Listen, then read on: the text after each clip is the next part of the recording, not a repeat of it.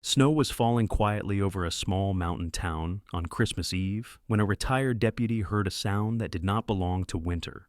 It was not a bark, it was not a cry, it was a breath struggling to stay. Behind an abandoned lodge, tied with a red ribbon meant for gifts, a German shepherd puppy waited in the cold with a note that said, "Too much work, do not call." What happened next was not a rescue story the way you expect. It was a story about staying when walking away is easier. Before we begin, tell us where you are watching from today and leave a comment below.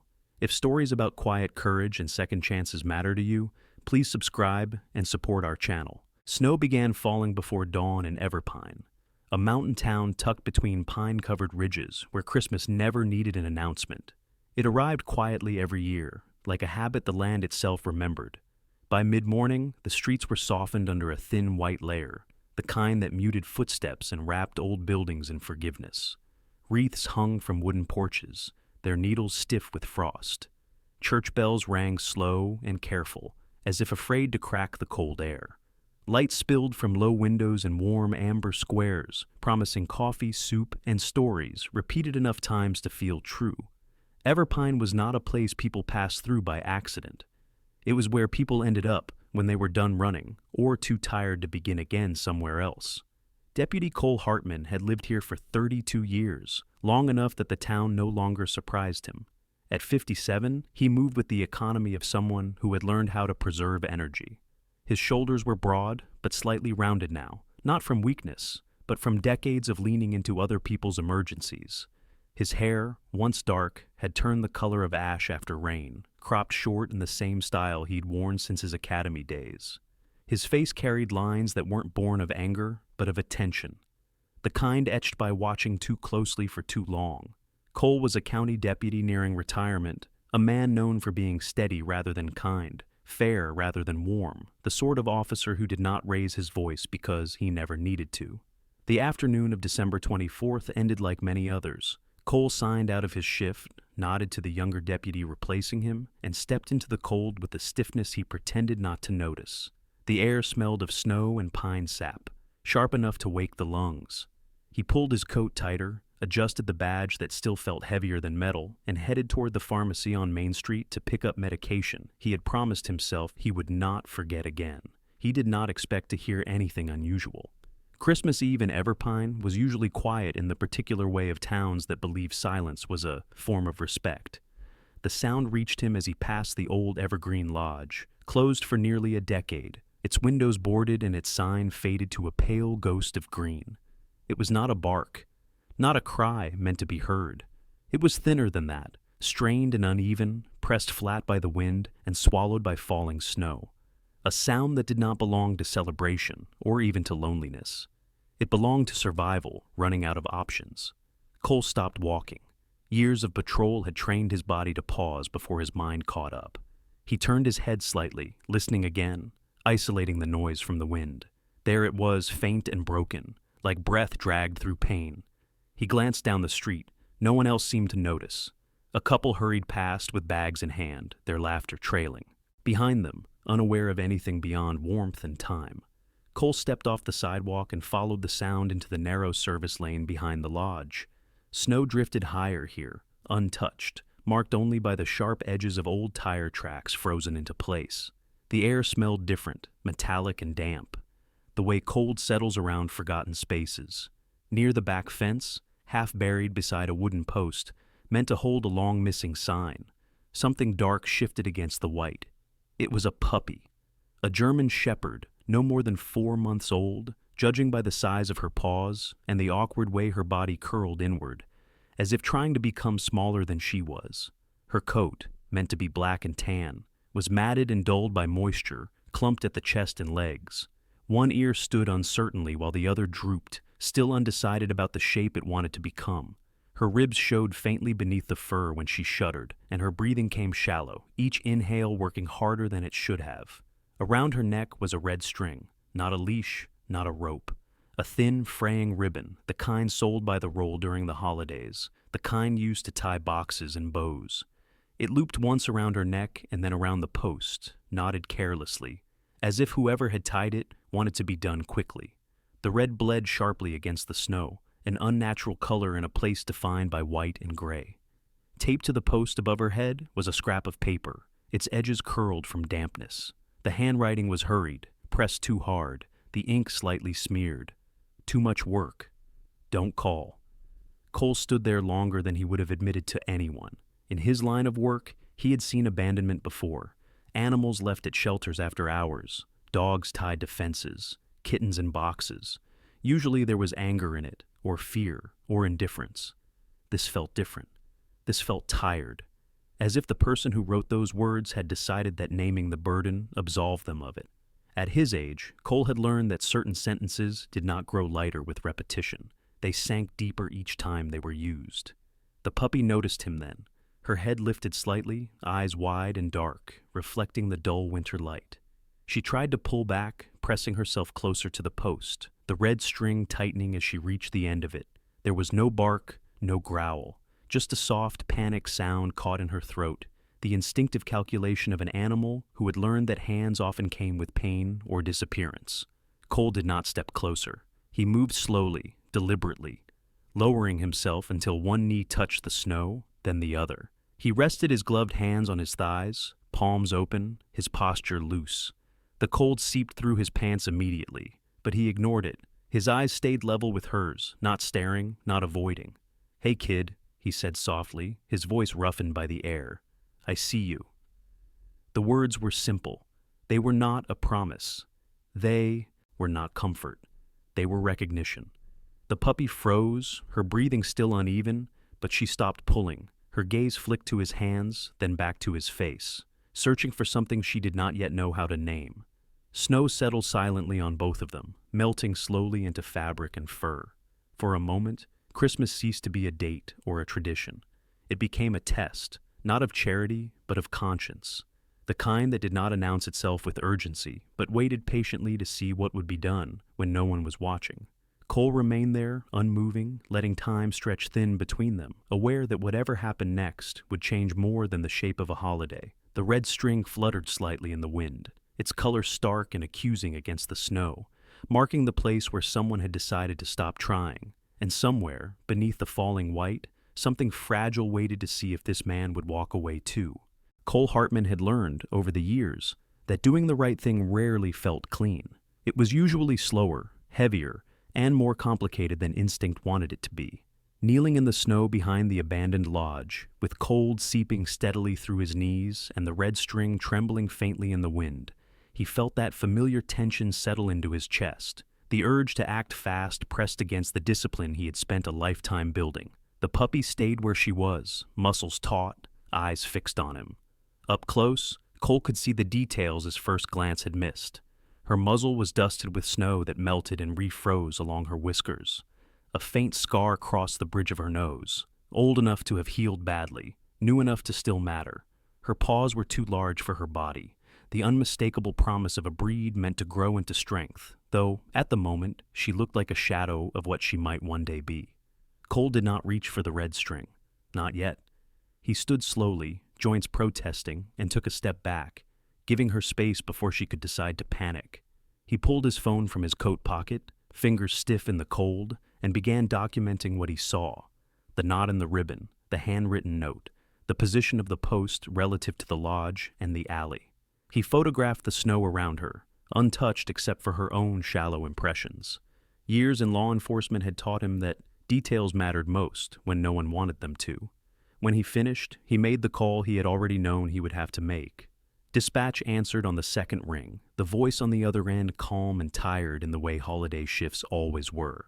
Cole identified himself, reported an animal abandonment in progress, gave precise location markers, and requested animal control and an on-call veterinary assessment.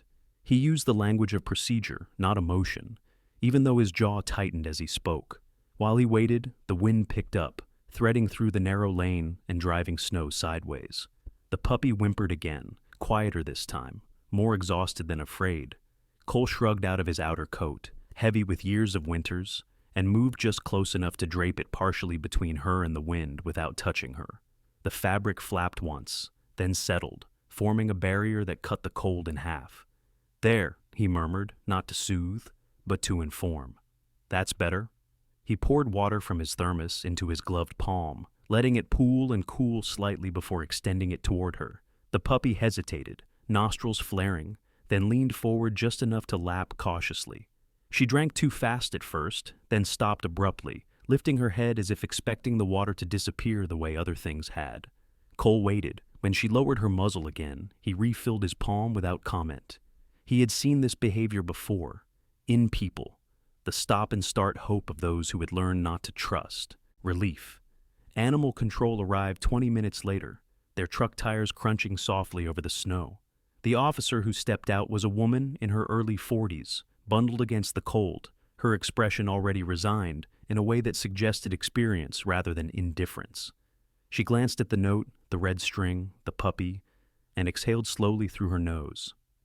"Another one," she said, not accusing, just tired. Cole nodded. "She's young, dehydrated, probably been here since last night." They worked together without unnecessary conversation. The ribbon was cut carefully, preserved as evidence. The puppy was lifted onto a thermal blanket, her body trembling more from release than fear now. She did not struggle. She simply went still, as if deciding that resistance cost more energy than she had left. At the clinic, the fluorescent lights were harsh against the winter dark. The on-call veterinarian, a man in his late 50s with glasses perpetually sliding down his nose, examined her with practiced efficiency. He noted the signs aloud for the record: dehydration, malnutrition, low body temperature, no obvious fractures, but concerning weakness. He spoke plainly, without embellishment, the way professionals did when they respected both the truth and the listener. "She's not critical yet," he said finally, "but she's close to the edge. Kidneys might be stressed. We need fluids, warmth, monitoring."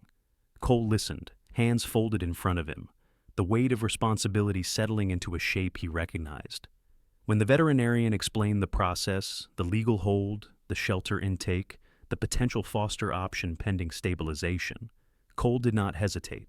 "I'll take her," he said, "temporarily, if you clear it." The paperwork was routine, but the meaning behind it was not. Cole signed his name where indicated, the pen moving with the same steady pressure he had used on countless reports. Foster placement, conditional, 48 hours, subject to reevaluation. The puppy was given a number, a chart, a place on a clipboard. In the transport vehicle, as snow thickened outside the windshield, the puppy leaned faintly against Cole's pant leg. It was not affection, it was gravity. A body choosing the nearest solid thing. Cole stared straight ahead, jaw set, aware of a sensation he had not felt in years. Recognition. The quiet understanding of what it meant to be too tired to fight, too unsure to trust, and still unwilling to let go entirely. By the time they reached his house, Christmas lights glowed along the eaves, and the fire inside had burned low, but steady. Cole carried the puppy in carefully, mindful of her fragile heat, and laid her near the hearth on a clean blanket. She did not lift her head. Her breathing evened slightly, the first sign that warmth was doing its work. Cole sat on the floor nearby, his back against the couch, boots still on. He did not touch her. He did not speak again. He simply stayed, listening to the quiet crackle of the fire and the soft rhythm of a life that, for now, had decided to continue. The house settled into silence the way old places did, not abruptly, but layer by layer. Outside, snow continued to fall over Everpine, softening the edges of fences and mailboxes, piling gently against the porch steps, as if testing whether anyone would notice. Inside, the fire burned low and steady, the flames catching on pine logs with a muted crackle that sounded less like warmth and more like patience. Cole Hartman had lived alone long enough to recognize the difference between quiet and absence. This was quiet, the kind that allowed space for breath. The puppy lay on the blanket near the hearth, her body curled inward, legs tucked tightly beneath her chest. Up close, in the clean light of the living room, Cole could see how young she really was. Her coat, though dull and matted in places, carried the promise of rich color beneath. The black along her back was deep and glossy where the firelight touched it, and the tan on her legs and face was lighter than he'd first thought, almost honey-colored. Her paws were still too big, the pads rough and pale, with tiny nicks that told stories no one had written down. One ear remained undecided, folding slightly at the tip, while the other stood alert even in sleep, as if part of her had learned that rest was a luxury that required vigilance. She did not sleep right away. Her eyes stayed open, dark and reflective, tracking the room with slow, careful movements. Every sound drew a flicker of attention, the fire popping, the tick of the old clock on the wall, Cole shifting his weight against the couch. She cataloged each one, measuring distance, consequence, escape. It was not fear in its loud form. It was something quieter and more practiced. Cole sat on the floor several feet away, his back against the worn fabric of the couch. He did not reach for her. He did not speak. He had learned, both on the job and in life, that presence did not need narration. He folded his hands loosely in his lap and watched the fire instead, letting his breathing settle into a slow, even rhythm. Years ago, he might have tried to fill the silence, asked questions, offered reassurance. But time had taught him that some wounds were not soothed by words. They were calmed by consistency. The veterinarian's instructions echoed in his mind. Fluids administered, food withheld until morning, monitor breathing, watch for signs of distress, call if anything changed. Cole followed each directive with the precision that had defined his career. He checked her gums gently, careful not to startle her, pale but improving. He noted the rise and fall of her chest, the way her breath eased slightly with each passing minute. He placed a shallow bowl of water nearby, not too close, not too far, giving her the option without pressure. When he finally stood to remove his boots, the puppy's head lifted a fraction. Her eyes locked onto him, muscles tensing as if preparing for impact. "It's all right," Cole said quietly, not looking at her as he spoke. "Just the boots." He moved slowly, deliberately, narrating his actions not for comfort, but for predictability. The boots came off. The coat was hung on the rack by the door. He returned to the same spot on the floor, the same distance away, and sat back down. The puppy watched him for a long moment longer, then rested her chin back on the blanket, eyes still open. Time stretched. Cole found his thoughts drifting to the phrase written on the scrap of paper behind the lodge. Too much work. He had heard versions of it before, spoken aloud in different voices, applied to different lives. He had heard it from supervisors who didn't want to train rookies, from family members who stopped visiting aging relatives, from people who used exhaustion as an excuse to abandon responsibility. He had heard it once about himself, too. Years earlier, after the heart attack that nearly took him off the force, a doctor had said it gently, as if kindness softened truth. The recovery would be long, adjustments necessary, stress management, lifestyle changes. Cole remembered the look in the man's eyes, the calculation of effort versus outcome. He had survived, but something in that moment had shifted. He had become, in some quiet way, an inconvenience. Funny thing, he thought now, staring into the fire, how easily that label traveled. The puppy shifted, her body relaxing by degrees. Her breathing slowed. One eyelid drooped, then lifted again, uncertain. Cole remained where he was, his posture unchanged, his attention diffuse but present. He did not watch her directly. He knew that too much focus could feel like pressure. Eventually, exhaustion won. Her eyes closed fully, lashes resting against her muzzle. Her body sank into the blanket, tension draining out of her frame, as if someone had turned down a dial she had never known existed. The ear that had remained upright softened, folding slightly. A small, involuntary sigh escaped her chest. Cole did not move. He stayed there long after he needed to, listening to the fire and the wind outside, allowing the moment to settle into him. He felt something unfamiliar stir beneath the practiced calm he wore so easily. Not joy, not relief. Something quieter. Something like recognition. Later, when the clock read past midnight and the fire burned down to embers, Cole rose carefully and placed another log on the hearth. The puppy did not wake. He smiled faintly at that, a crease forming briefly at the corner of his mouth before settling back into neutrality. He poured himself a cup of coffee he did not need and stood by the window, watching snow accumulate under the porch light. Everpine looked suspended in time, as if the world had decided to hold its breath for one night. He thought about names then. The shelter had assigned her a number. The veterinarian had called her the shepherd. Animal control would refer to her as the female intake. None of those felt sufficient. Names, Cole believed, mattered not because they changed what something was, but because they changed how long someone stayed. He glanced back at the small shape by the fire, the rise and fall of her chest steady now, reliable. "Holly," he said softly, testing the sound of it in the room. The word carried weight and contradiction, a plant that bore sharp leaves and bright berries. Something decorative and enduring, something that survived winter without apology. He did not say it again. He did not need to. The name was not an invitation. It was an acknowledgement. Holly slept on. When Cole finally went to bed, leaving the bedroom door open, he paused in the hallway and looked back once more. The puppy had not moved, but the room felt different now, subtly altered by the presence of another life choosing, for the first time in a while, to rest without guarding every breath. Christmas morning would come soon enough. For now, the night was enough. Morning arrived in Everpine without ceremony. Snow still clung to the branches outside Cole Hartman's windows, heavier now, pressed down by a night of steady falling. The sky was pale and low, the kind that made sound feel distant. Inside the house, the air smelled faintly of coffee and wood smoke, and the fire had been coaxed back to life with the practiced ease of a man who preferred routine to comfort. Holly lay near the hearth where she had slept through the night, her body stretched slightly longer now, as if rest had given her permission to occupy more space. She was awake, eyes following Cole as he moved around the kitchen, but she did not rise. Her breathing remained slow and measured.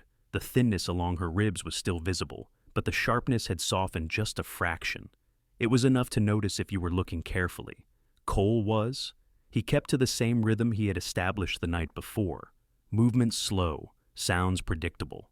He placed a bowl of water closer to her this time, watching without staring as she drank, pausing often, reassured by the fact that the bowl did not vanish when she lifted her head. He made a note of it in his mind, the way he always did, cataloging small improvements without celebration. The knock on the door came late in the morning, light but deliberate. Cole paused, listening, then glanced toward Holly. Her head lifted, ears pricking, body tensing but not retreating. He moved to the door calmly and opened it. Marissa stood on the porch, snow dusting the shoulders of her coat. She was in her mid-30s, tall and slender, in a way that spoke more of endurance than fragility. Her dark hair was pulled back into a low ponytail that never quite stayed neat, and her face carried the composed tiredness of someone who balanced responsibility with disappointment on a daily basis. Marissa was Cole's daughter, and though she had inherited his steady gaze, she lacked his ease with silence. Life had taught her to fill it too quickly. Beside her stood Ellie. Ellie was 9 years old, small for her age, with narrow shoulders and a posture that curved inward, as if she had learned to take up as little space as possible. Her hair, a light brown that caught hints of gold even in weak winter light, fell just past her shoulders, unstyled except for a habitually twisted strand she worried between her fingers. Her eyes were large and observant, the color of wet bark, and they took in the doorway, the room beyond, and the shape near the fire in quick, careful glances. She held a sketchbook to her chest, its edges worn, as if it were less a hobby than a shield. Ellie had not always been quiet. Before the divorce, before the shouting that grew sharper as it grew more frequent, she had been a child who talked constantly, narrating her thoughts with fearless enthusiasm. But children learn patterns faster than adults like to admit. Ellie had learned that loud voices led to sharp words, that sharp words led to doors closing too hard, and that silence was safer. Since then, she had retreated into herself, speaking only when necessary, preferring pencils and paper to conversation. Marissa worried, but she did not know how to reach into the space her daughter had created. Cole stepped aside to let them in. "She's inside," he said quietly, though no explanation was needed. Ellie entered first, boots crunching softly on the mat, her gaze immediately drawn to Holly. She stopped just inside the doorway, sketchbook pressed tighter against her chest, her breathing shallow. Holly lifted her head fully now, ears alert, eyes fixed on the small figure. The room held still, as if waiting. No one spoke. Marissa started to say something, then caught herself at the look on Cole's face. He shook his head slightly, a warning born of instinct and experience. Let it be. Ellie took one tentative step forward, then another, stopping several feet away. She did not reach out. She did not smile. She simply stood there, studying the dog with the intense focus of a child who had learned to read danger before comfort. Holly did not growl or retreat. She watched Ellie the way she watched everything new, alert but measured, as if deciding where this presence fit within the narrow margins of safety she allowed herself. Ellie sank slowly to the floor, legs tucked beneath her, keeping the distance between them intact. She opened her sketchbook without sound and began to draw. Her movements were precise, economical. The pencil scratched lightly across the page, the only noise in the room besides the fire. Cole leaned against the kitchen counter, arms crossed loosely, watching without intervening. Marissa hovered near the door, torn between curiosity and fear, unsure whether this meeting would end in tears or progress. It did not end in either. For nearly an hour, Ellie drew. She did not look directly at Holly again, but her pencil lines told another story. The curve of a back, the angle of an ear, the way paws rested on a blanket. Holly shifted once, then twice, her body relaxing as the minutes passed. Eventually, she lowered her head back down, eyes still open, but no longer searching for exits. That was the first day. The second day, Ellie returned with a book instead of a sketchbook. She sat in the same spot on the floor, maintaining the same careful distance. Holly was closer this time, by a few inches, enough to notice if you were watching closely. Ellie opened the book and began to read aloud, her voice barely above a whisper. The words came slowly at first, hesitant, then steadier, as if the act of speaking to something that did not interrupt or argue allowed her to find a rhythm she had forgotten. Holly listened, her ears flicked toward the sound, then settled. She did not approach, she did not retreat. She stayed. Cole observed from the hallway, his presence a constant but unobtrusive weight in the house. He had spent decades learning when to step in, and when to step back. This was the latter. The most fragile things, he knew, did not need guidance. They needed time. On the third day, Ellie arrived carrying both the book and the sketchbook. She sat closer now, the space between her and Holly reduced to an arm's length. When she read, her voice grew slightly stronger, though still soft, still careful. Holly shifted, stretched, and then, in a movement so small it might have been missed, inched forward until her side brushed the edge of Ellie's sleeve. Ellie froze. Her breath caught, eyes widening, body rigid with the old instinct to pull away before something could be taken. Holly stilled too, as if aware she had crossed an invisible line. They remained like that for several long seconds, neither retreating, neither advancing. Then Ellie exhaled. She did not move her arm. She did not reach out. She simply continued reading, her voice trembling once before steadying again. Holly relaxed, her weight settling more fully against the warmth beside her. Cole turned away then, giving them privacy not because he was told to, but because he understood the sacredness of unobserved trust. In that quiet living room, with snow pressing softly against the windows and the fire burning low, two beings who had learned to protect themselves by withdrawing began, without instruction, to unlearn that lesson together. There was no dramatic gesture, no declaration of affection, only proximity, only patience. And sometimes, Cole thought, that was the bravest form of staying. The fourth night brought a different kind of cold. Snow fell heavier over Everpine, thick enough to blur the outlines of trees and bury the familiar shapes of the street beyond recognition. Wind pressed against the house in long, deliberate gusts, rattling the windows as if asking to be let in. It was the kind of storm that made even locals pause before stepping outside, the kind that reminded everyone why people either learned to respect winter here or learned to leave. Inside, the house was warm, but something felt wrong. Holly had eaten less that afternoon, not refused entirely, but slowed, her enthusiasm replaced by caution. Cole noticed, of course. He noticed everything. He noted the way she stood longer before lowering herself onto the blanket, the way her breathing seemed just a touch heavier, as if each breath had to be negotiated.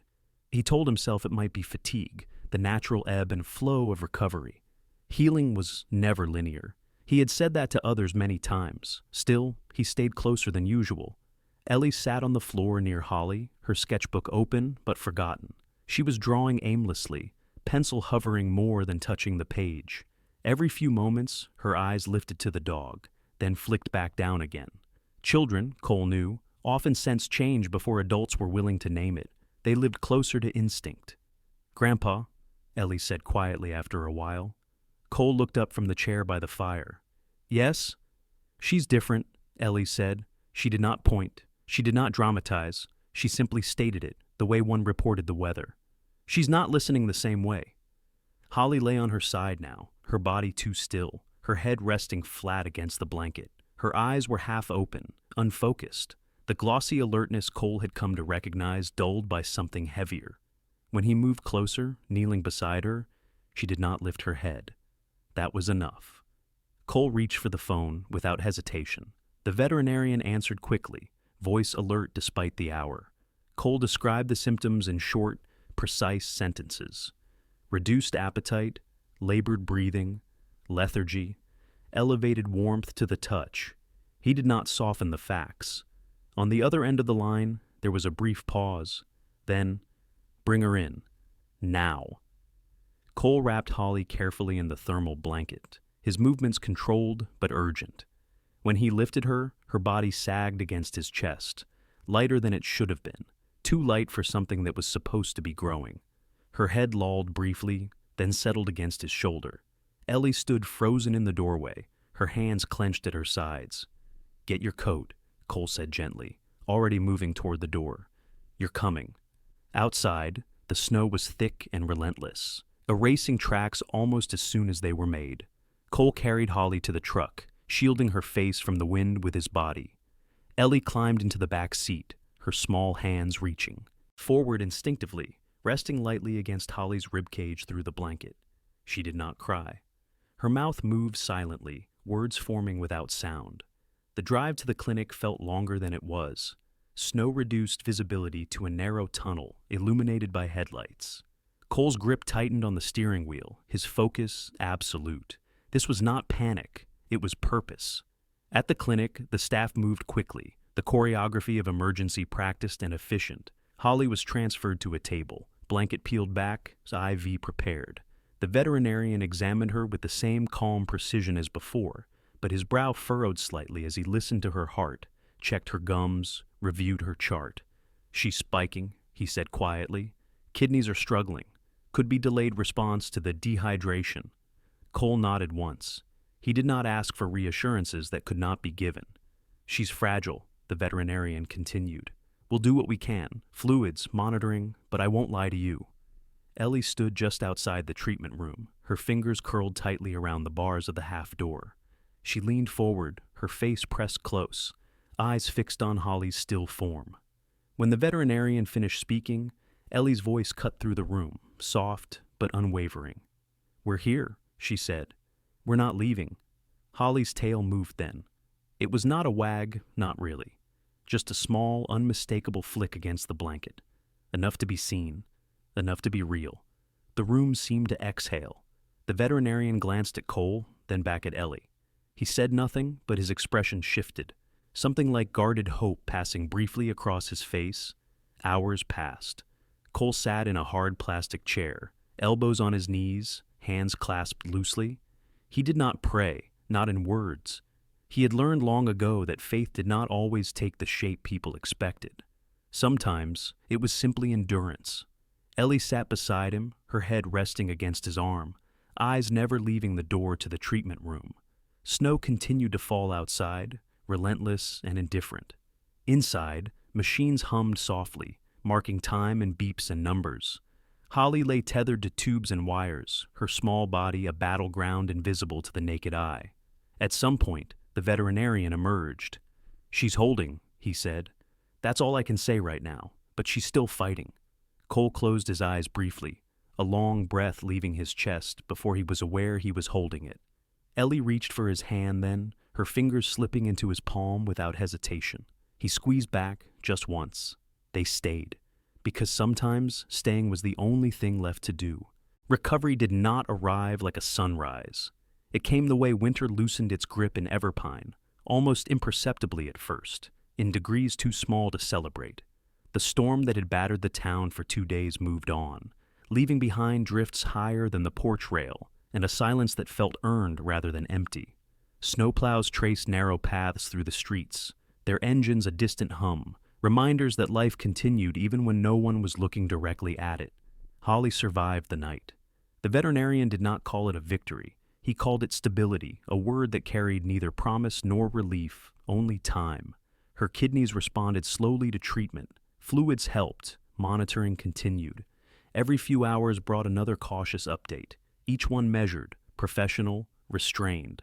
Cole listened without interruption, absorbing information the way he always had, carefully, without projecting beyond what was said. Ellie slept in a chair beside him, curled sideways with her legs tucked beneath her head resting against his arm. She did not dream loudly. Her sleep was the kind that stayed close to the surface, ready to wake at the slightest change. When her eyes opened, the first thing she did was look for Holly. After 2 days, the veterinarian allowed them to bring Holly home again, under strict conditions. No exertion. Careful feeding, medication on schedule, immediate return if anything shifted. Cole signed the release forms with the same steady hand he used on official documents, though the weight of this decision felt different from any he had made before. At home, the house adjusted around Holly's presence. A bed was placed near the fireplace, thicker than before, layered with clean blankets that smelled faintly of detergent and smoke. The water bowl stayed in the same place, always refilled before it was empty. Meals were measured, timed, offered without pressure. Cole followed the schedule with discipline that bordered on reverence. Holly moved cautiously at first. Her steps were slow, deliberate, as if she were testing whether the floor would disappear beneath her. She slept often, her body still reclaiming strength stolen by neglect and cold. But when she woke, her eyes searched the room less frantically now. She learned the geography of the house, the couch that creaked when someone stood, the hallway that led to quiet, the door that opened and closed, but always opened again. Ellie became a constant. She arrived each morning after school and stayed until dinner, her small backpack abandoned by the door, her coat forgotten.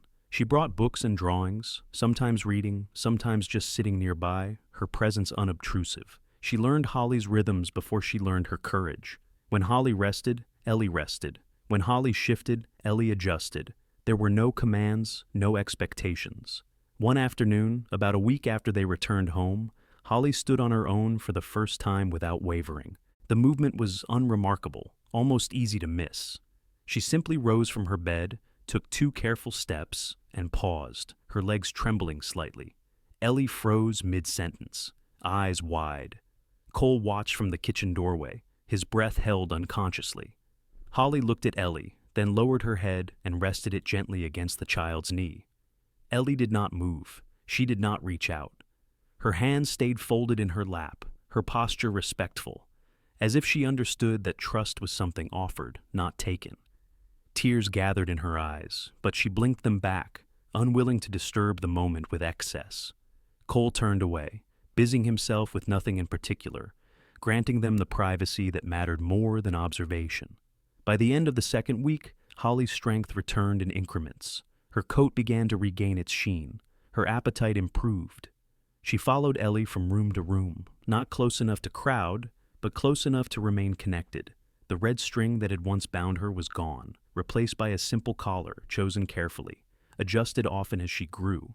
The call from the shelter came on a clear afternoon, when the snow outside had begun to crust and sparkle in the sunlight.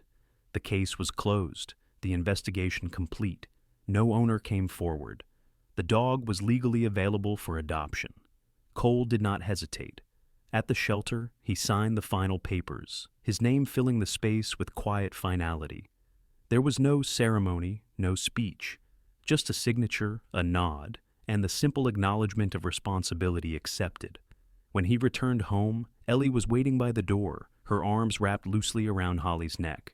Holly stood still, her posture calm, her acceptance complete. She had learned finally that affection did not always precede loss. Cole reached up and hung a red ribbon on the hook by the door. Not the original, evidence belonged to records, not to memory, but one like it, chosen deliberately. It was a reminder, not of pain, but of choice, of the moment when walking away would have been easier and staying had required more. That Christmas did not end with a miracle in the way stories often demanded. No sudden transformation, no grand declarations, just a house that held 3 beings who had learned, slowly and imperfectly, how to remain. Sometimes, Cole thought, love was not about rescue. It was about patience, about staying long enough for trust to believe you meant it. And in Everpine, where winter taught its lessons without mercy, that was more than enough. Sometimes the miracle of God does not arrive with thunder or light from the sky. Sometimes it arrives quietly through a person who chooses to stay when leaving would be easier. In this story, no one was saved by strength alone. A man stayed, a child stayed, and a fragile life found hope because love did not walk away. That is how God often works in our daily lives, through patience, through responsibility, through hearts willing to care even when it feels like too much work. If this story touched you, remind yourself that you can be part of a miracle too, by being kind, by being patient, by staying when someone needs you most. Please share this story with someone who may need hope today. Leave a comment below and tell us where you are watching from. If you believe in quiet miracles and second chances, please write Amen in the comments. And if you would like to support stories that bring faith, hope, and compassion, please subscribe to our channel. May God bless you and your family, and thank you for supporting our YouTube channel.